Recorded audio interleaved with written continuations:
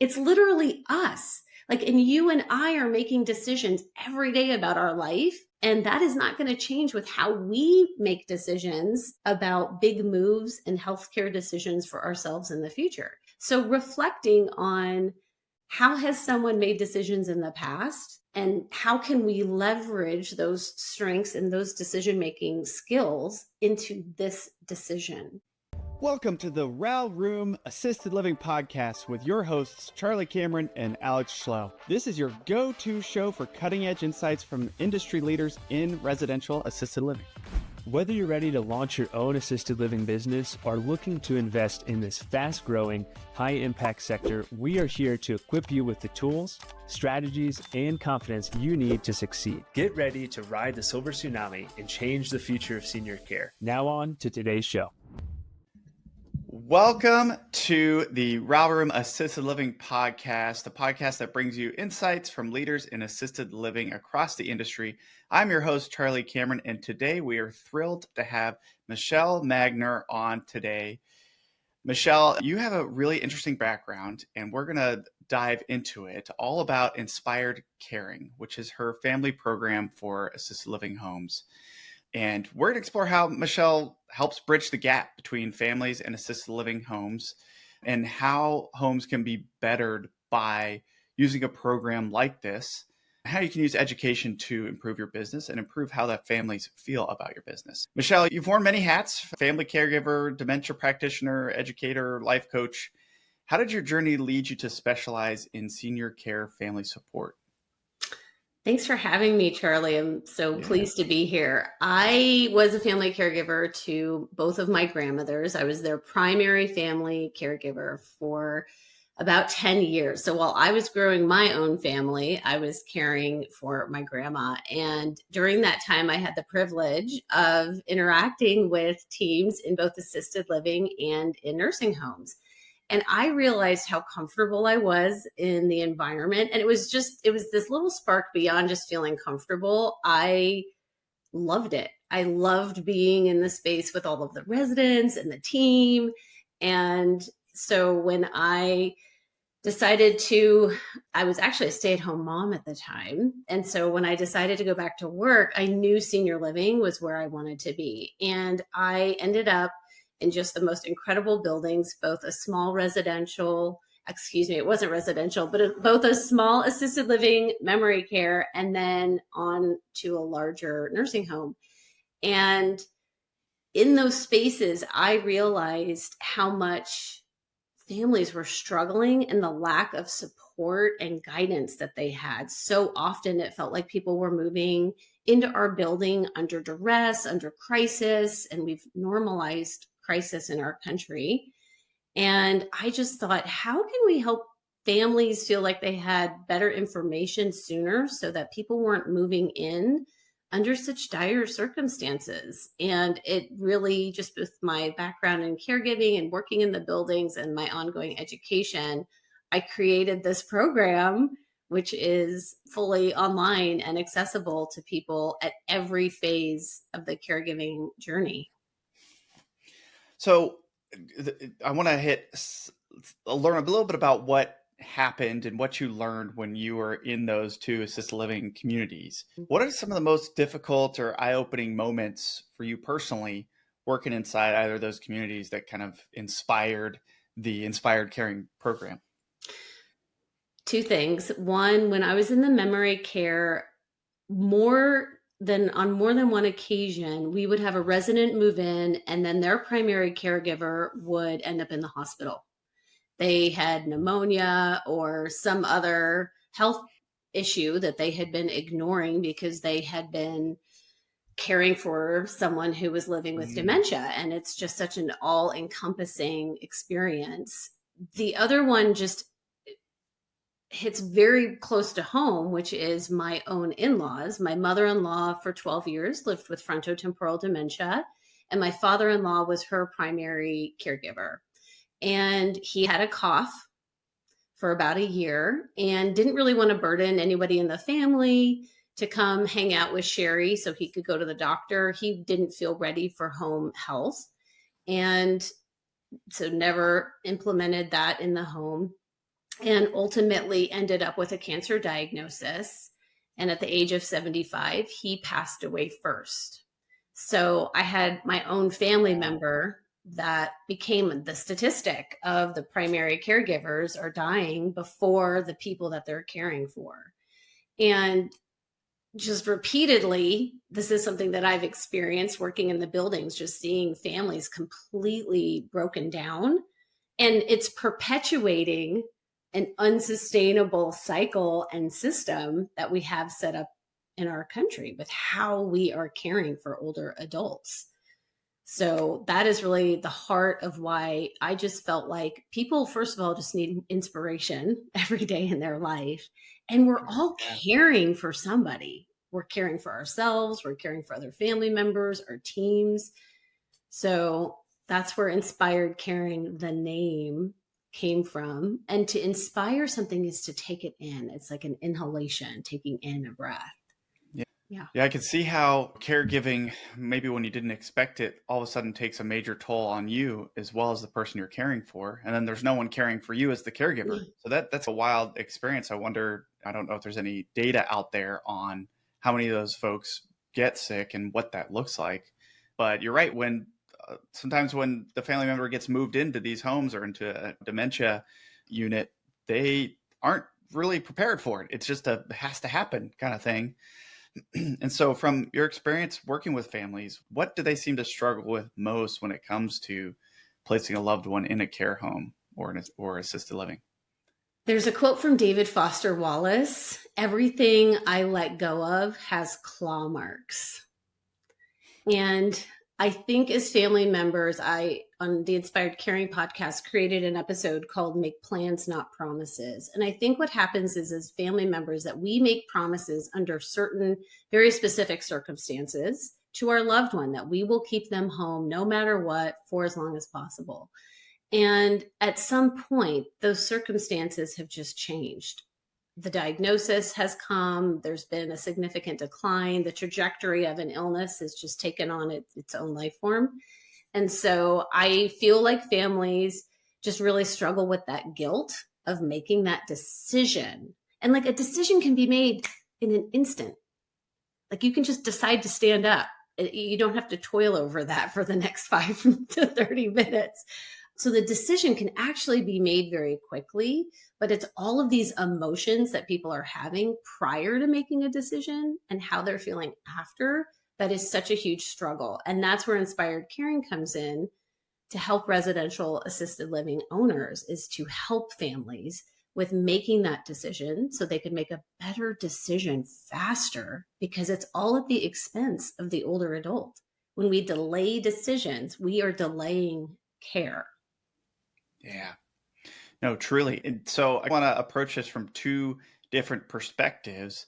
For the Inspired Caring program, how does it support both the families as well as the owners, the assisted living operators? For the families, what it is doing, it's providing them education, resources, support, and inspiration. There are 3 different programs within the Inspired Caring membership. And so families can watch these video courses, and then they also receive weekly emails with, again, inspiration, support, or additional resources. And it helps them to feel centered and grounded, because within a family, our 2 big things are communication and connection. How are we connecting with ourselves and the people that we're taking care of? And how are we communicating amongst each other? So the way I've designed the program is actually that it is a business, it's a membership for residential assisted livings to subscribe to annually. And then they can provide this to all of the families that are within their care so that families can access the programs. So the 3 courses within there are Illuminating Senior Living. It's all of everything people just never really wanted to know about senior living. And what we know is that once someone moves, there's still more decisions that will have to be made at some point. At some point, we're going to be talking about hospice, or at some point, the assisted living that someone is in, they may need additional care either coming into that home with other resources. That course is very much designed so that the families have information and it's not the operator having to explain and re-explain and re-explain something. The gratitude course, it's 21 days of gratitude, and that is really designed with families and older adults in mind.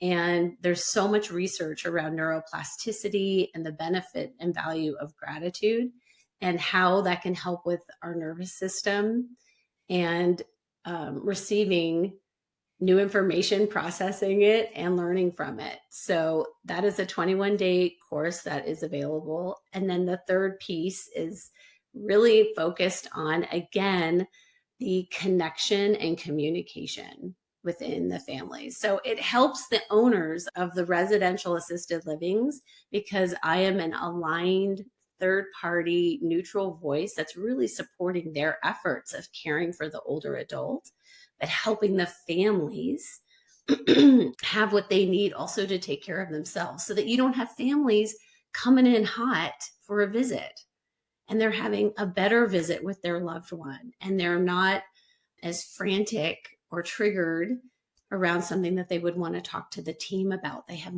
better tools and resources in their toolkit. Yeah, this seems like something that would take a lot of burden off of the owner operator. From the education perspective, they can use this program to educate families on what to expect.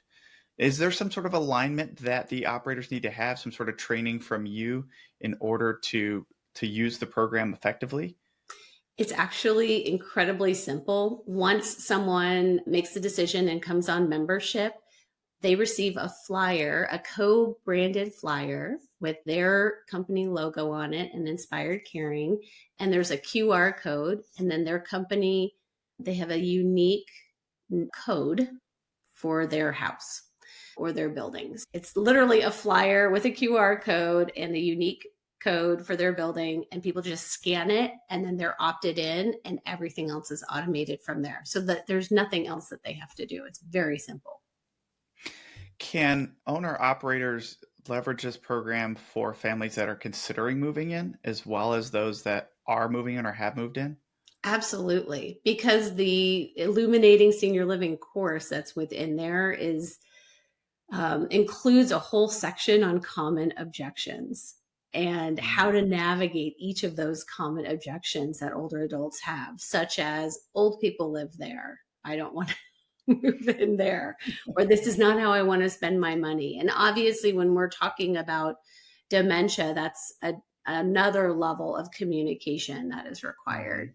So absolutely, they can leverage it as a marketing tool to encourage families to choose their property because they have all of these resources available to them. And then it's also something that's really valuable to team members because they can watch the videos for their own education and then also use some of the videos like the gratitude program with the residents. So we're filling multiple buckets. That's cool. Yeah, to me, it does seem like one of the biggest advantages would be that kind of upfront marketing, especially if, okay, someone wants to come and do a tour and now you can show them, hey, we're also part of this program. You can check this out. You can help educate your loved one on whether this is the right decision to move in here. Yeah. Give them all the information they need instead of that burden falling on you to kind of give that message. Of course, you're still going to want to give a great tour and show the great care and show the great home, but then you can supplement it with a program like this and help shed light, if you will, on the rest of what to expect, which is fantastic. Absolutely. And I've actually created an additional flyer. So if someone doesn't leave a deposit or sign a contract to say, yes, we want that room, you can hand them this additional flyer and it's another QR code with just a short video to me saying, hey, I'm Michele, and we know that this is a really hard decision. And here are some things to be taking into consideration while you're making this decision. So again, I'm just that neutral third party coming in to support families in making the best decision for their loved one. Sorry to interrupt this episode, but let's be honest. Most real estate investing right now, it's either buy a fourplex or try Airbnb and hope for the best. Yeah, we're not here for that. We're here to show you what we believe is the most overlooked high cash flow real estate strategy in the game right now. You guessed it, residential assisted living. It's literally the one place in real estate where you can net 6 figures on a single home and feel like a decent human being at the same time. You're helping sweet old ladies eat pancakes and play bingo and live longer through better care. You tell me what's better than that. So we're hosting a free live webinar called How You Can Create Financial Freedom with Residential Assisted Living. No fluff, just value. And it's happening at 8:30 p.m. Eastern Time, 6:30 Mountain Time. No excuses. It's online. Put on sweatpants. We won't judge. We'll break down why residential assisted living is the best opportunity right now, the 5 steps to take down your first home, and how to set up a business that makes a real impact and real money. Spots are limited, so don't be that person who DMs us in 3 months saying, wait, is it too late to start? So hit up theralroom.com/webinar and register now. Be the hero your grandma already thinks that you are. We'll see you there. Pancakes not included. I love that. What's something you wish that an owner, operator, or the caregivers within the home really understood about the family journey that potentially this program sheds light on? Families have been a slow boiling frog. Like they are just triaging one emergency after another by the point that they are considering this move. And they don't have the information and they don't know what they're doing and they don't know what's best. They are very often confused about what is, quote, normal. And it's like none of this is normal, but there's a lot of common denominators. So as team members, I think something that we grossly underestimate is the energy that families are bringing into our building. It was something I just saw time and time again. And it was something I sat on the committees that reviewed satisfaction results from the teams, the families, and the residents. So I sat on all 3 of those committees. And something consistent was team members were really struggling with upset family members. And so I felt like we needed better tools so that families wouldn't be as upset and team members would have better tools on how to support them. So what are some ways to manage objections from families or even the senior? How do you go about that? And how does the program help facilitate that for the families? I think one of the things that we lose sight of when we are trying to support an older adult in big life decisions is what that older adult's journey is. Like as the primary caregiver, as the adult children, as the partner, like we are trying to check a box because we want to feel a certain way. We want to feel good about a decision that has made because then it'll make us feel like we have accomplished something and we've been really helpful. Done the right thing. Yeah. And we've done the right thing and now they're safe and I can feel good and rest at night. So I think something to just be really on high alert about is what are your intentions as you're entering these conversations with people? Are you just trying to push through a conversation? This is a huge life transition for this person. So really, one, being aware of your intention as your energy, as you're approaching the conversation. I think another thing is how has someone made decisions about their own life in the past? When you and me are 80-year-old people at our current ages right now. Like older adults are not this mysterious other group. Yeah. It's literally us. Like, and you and I are making decisions every day about our life. And that is not going to change with how we make decisions about big moves and healthcare decisions for ourselves in the future. So reflecting on how has someone made decisions in the past? And how can we leverage those strengths and those decision-making skills into this decision? And the program is literally sharing things exactly like that so that people have a heightened awareness about it and then giving them softer language skills and tools to navigate the conversations. One of the things that people really need education on is de-escalating situations, because sometimes we can find ourselves in a conversation that has just spiraled out of control. We would like to back away as quickly as possible. Yeah, I'll take those tips. Yeah.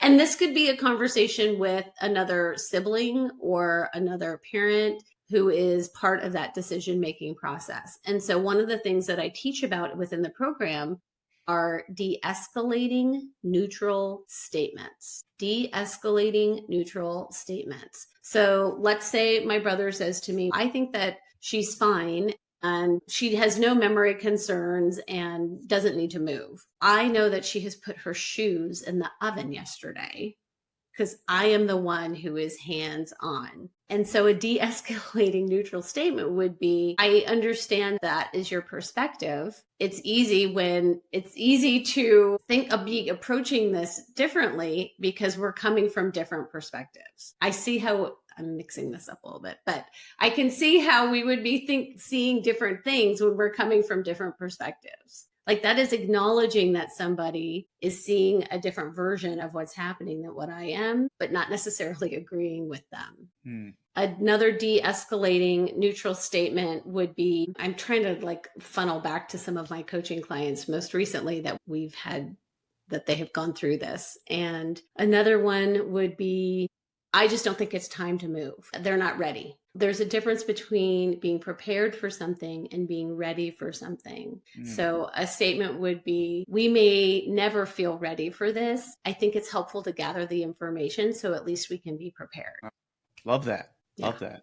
Yeah, I could see how that would work. Nobody's ready for that. Yeah. Yeah. It's just a kind of part of the way things go. Michele, do you care to share any recent success stories for a specific family or an operator? A recent success story is I have a client who is living at home with both of her parents. And as she has been working her way through these videos, what she said she was experiencing was, first of all, now she and her mother have a common language to use when having these conversations. Love that. Now, yeah. And then the other thing specifically is she said, I didn't realize that we were approaching this from such different perspectives because she's the daughter and then her mother is the spouse. So after they watched one of the videos, they shared their takeaways of what they got out of that video. And it was incredibly different.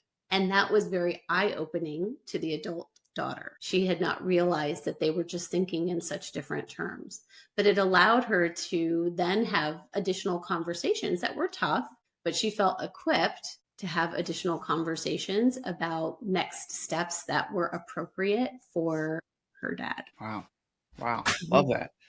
Yeah. Thank you for sharing that one. Yeah. And I could see how people would be on totally different pages, and actually sitting down and having a conversation about the videos is the perfect place to start. It's no different than maintaining a spouse relationship.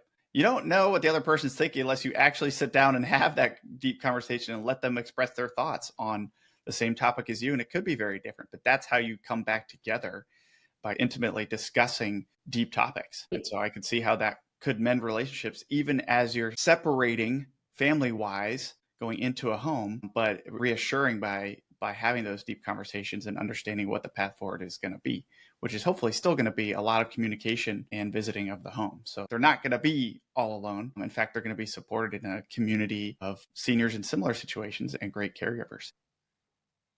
Absolutely. I am very pro senior living. I do want people to stay home for as long as possible. And just what I have seen systematically, and I do discuss this in the video courses, is people waiting too long and what that means and what that looks like for both the person we're caring for and the caregiver. So I really encourage people to be thinking about this whole journey just a little bit differently. And the benefits of having someone make that move ultimately into a senior living community, I have just seen everybody practically spring back to life, like just re-engage in a different way in their relationships as the partner or the daughter.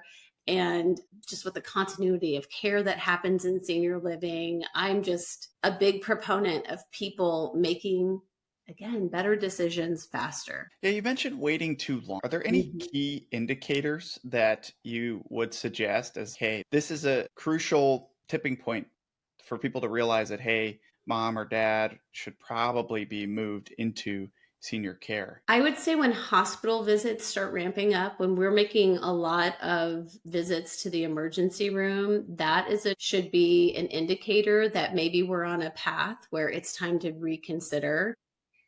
Hmm. I talk a lot about health, safety, and well-being. Health, safety, and well-being, both for the older adult and the caregiver. So if any one of those things are being regularly compromised for either party, those are our indicators that we are on a path that we need to start bringing in some additional intervention or considering it's time to consider a move. I would say waiting too long is when day after day, you can feel your battery as a family caregiver depleting and you feel like I am shrinking and I am not feeling hopeless and I'm feeling like this is unsustainable. Because we really have to be thinking about how to care for somebody on their worst day, not their best day. And I think a lot of families get very hung up on, they seem to bounce back by 10 a.m. the next day, but in the evening, they were a 2-person assist to the restroom. Like we really need to be focusing on what should care be looking like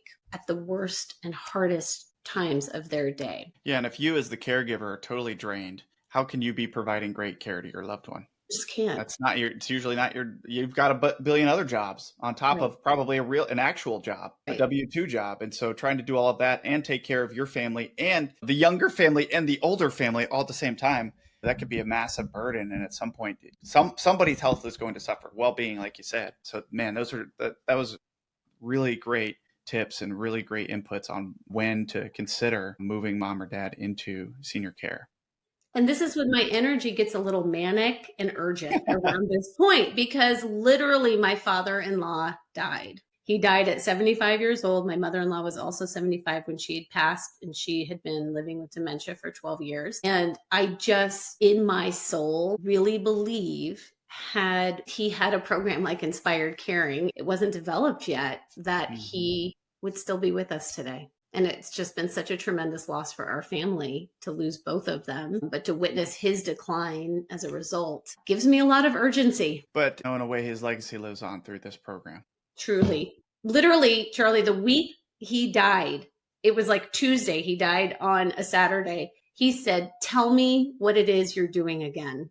And I shared with him about the coaching and the program and the videos. And he looked at me and he asked me, "Am I your cautionary tale?"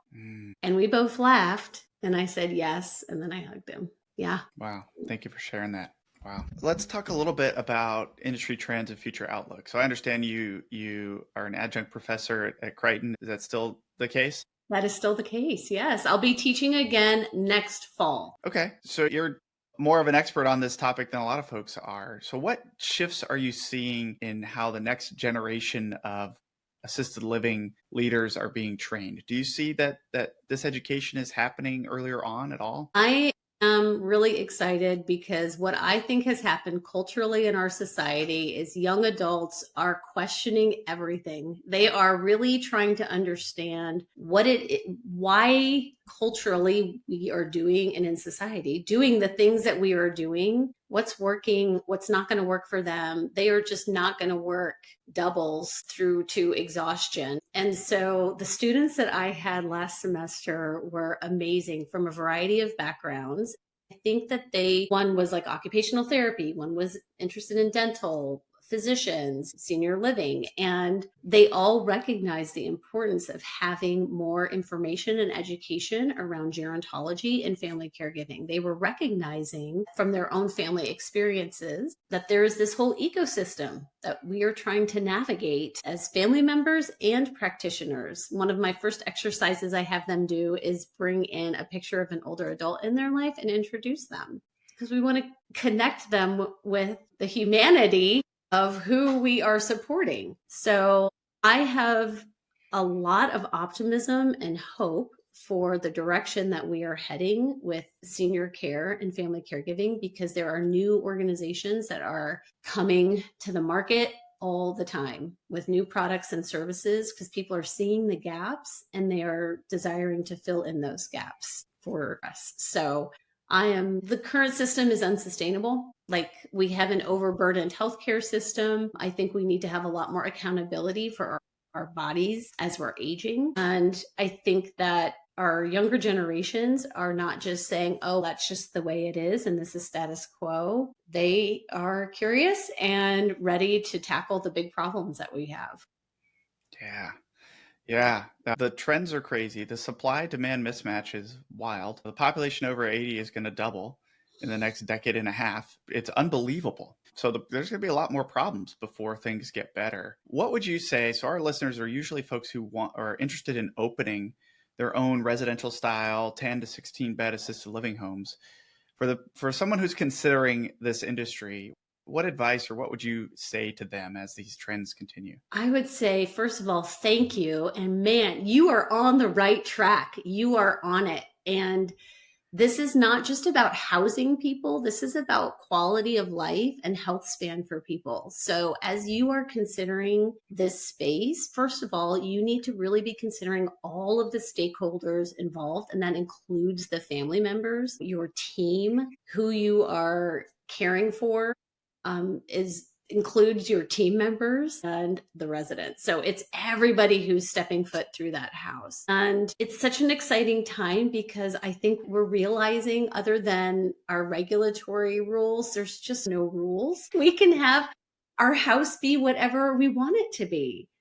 Like, if we want to make sure that we're providing extraordinary care, but you can have a theme, be creative in the theme of the house that you are building and the community that you are creating. And honestly, it takes all of us. You are not in a silo of dropping a house into a neighborhood. You are part of an extended community with extraordinary resources. So make sure that you're building out that network of people that you know that you can weave through as residents' care needs maybe evolve or change. So just be really active in your community. And I am really excited for you. Like, congratulations. This is such a great space to be in for the right reasons, which is caring for people, which is why we're all on earth, in my estimation.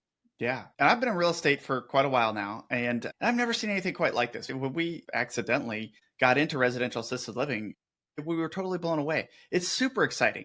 Not only are the tailwinds there, the supply demand problem is basically going to force your home to be full for the future. If you look at the industry averages for occupancy, it's 90% and climbing, which is wild.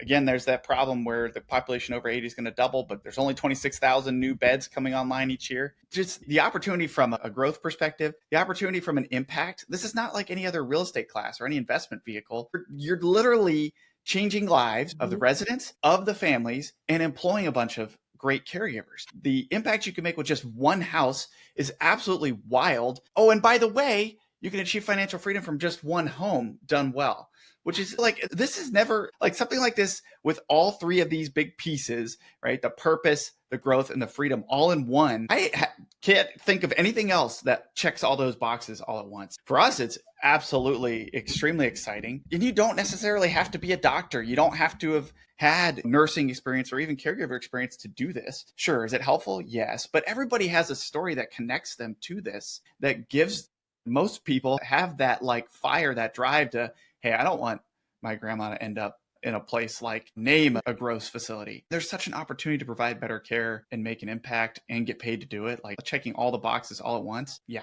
Anyway, yes. Yeah.